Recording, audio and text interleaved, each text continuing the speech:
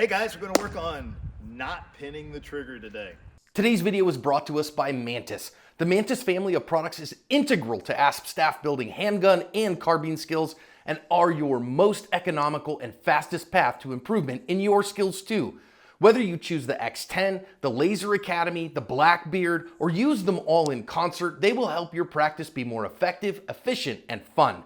Go check them out, pick up a unit, and thank them for sponsoring today's video. Hey guys, welcome to Suck Less Saturday. I'm Brian Hill from The Complete Combatant. We're going to talk about pinning the trigger. And pinning the trigger is the idea of holding it to the rear while the gun cycles and slowly letting it out and taking another shot, which should lead to more precision in our shooting. But instead, it has a bunch of unintended consequences to it in our training doctrine. Number one, the cycle is the pistol's getting ready, but your finger's not. So you're holding pressure at the end of the cycle in a movement that won't help you at the beginning of the cycle. So you always want to let your finger back out. A lot of people don't want to lose contact with the trigger, but it doesn't really matter as long as you press it the same way each time. Final thing is this, it costs you a tremendous amount of time. Now as an instructor, it's very lazy to just say, hey, don't do that. But your brain doesn't work that way, because if I say don't pin the trigger, you imagine pinning the trigger. And then what happens, you try to shoot a fast string or you try to shoot another string, the muzzle moves, or you get a dead trigger in the process. So let's give you something else to do and let's measure it. All right? People are inherently bad at telling time. One of the reasons we need a timer in our drills is so we can see if it's timely, if we're getting enough information, if the process is correct, and if we know what's important. Those are the four biases that suffer.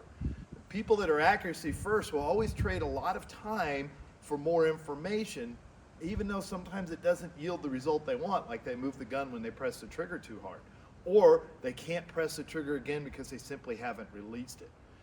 It is a common practice in a lot of places to teach this cycle of movement, pin the trigger to the rear, let the gun recoil, settle, take another sight picture, you can't shoot, can't do anything but you're aiming with the dead gun, slowly let it out, and then press it to the rear hard again. And I just think we're wasting time and we're not getting the results we want. So I got to give you a practice, something to do to get over it, because until we supplement a bad habit with a good habit, you can't get better. I can tell you not to do it, but it's really hard to stop if you've been indoctrinated into pinning the trigger. I'm going to tell you, I'm a reformed trigger pinner. I came out of a precision world, I pinned the trigger pretty hard, and I thought it was a big part of my shooting, and it took me a long time to overcome it. This drill will help you do it sooner than I did, and hopefully save you some time and frustration and get you back to the beginning of the cycle instead of dwelling at the end of the cycle. What we're going to do is we're going to fire one to the body and then let the gun rise and recoil and then fire one to the head. Reason we're doing this is recoil is going to go up anyway, so we got to be ready sooner to shoot it.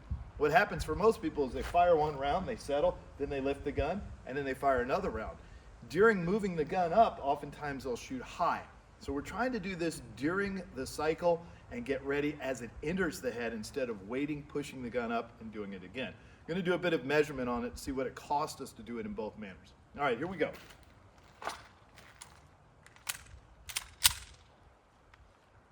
All right, so for the first one, I'm just going to pin, then move it up, and then shoot the head. I'll try not to make it overly dramatic. I'm not trying to prove my hypothesis here. I'm just going to show you what that looks like.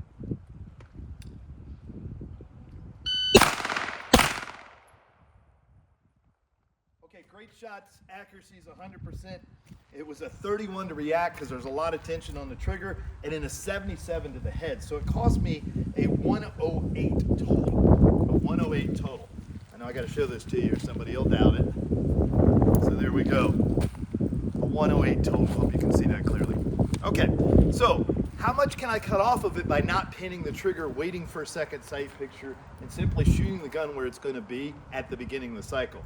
Well, let's find out real quick. I'm going to let the gun naturally rise. I'm going to be ready to shoot as it enters the bottom of the circle instead of waiting for the middle of the circle.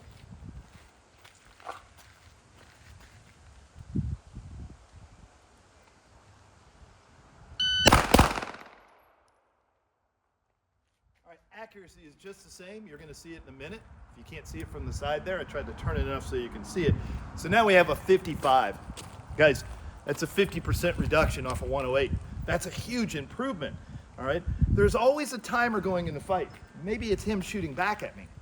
So I have a choice. I can either get good hits sooner, or I can simply not shoot the gun, gather too much information, and get hit a couple times before I can make a decision.